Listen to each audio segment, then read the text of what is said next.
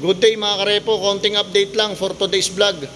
September 18 na po ngayon mga idol.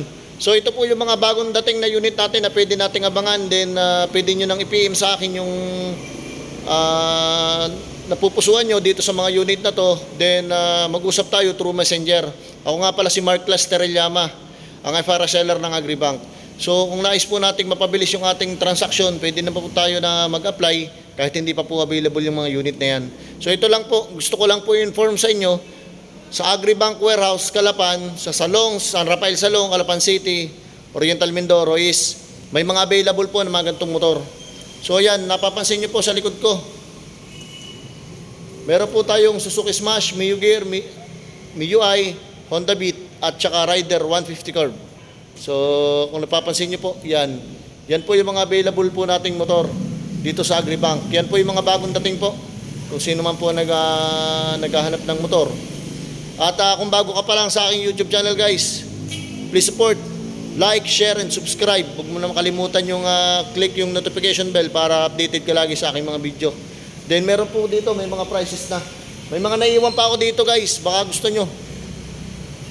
Ito po yung second hand na Kawasaki CT125, isa sa pinakamatipid na sa gasolina, sa konsumo ng gasolina. Ito nababagay ito sa atin dahil sobrang hirap na ng panahon, pamahal na ng pamahal ng gasolina. So ito po, matipid po yan. Kawasaki CT125, yan, kung makikita nyo po. Good running condition yan mga idol. At saka nakarehistro pa po yan. Bago pa po yan.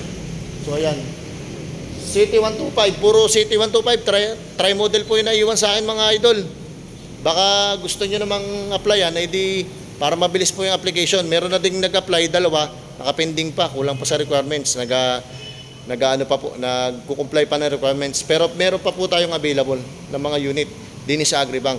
So, kung interested ka po sa mga unit na yan, paki-PM lang po ako sa aking Facebook account para po mabilis ang ating transaction.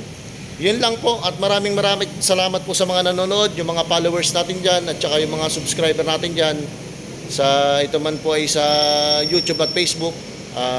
Maraming salamat po sa pagtitiwala nyo sa akin at thank you rin po sa mga nakapag-release na. Ingat po kayo sa biyahe. Yun lang po, maraming salamat.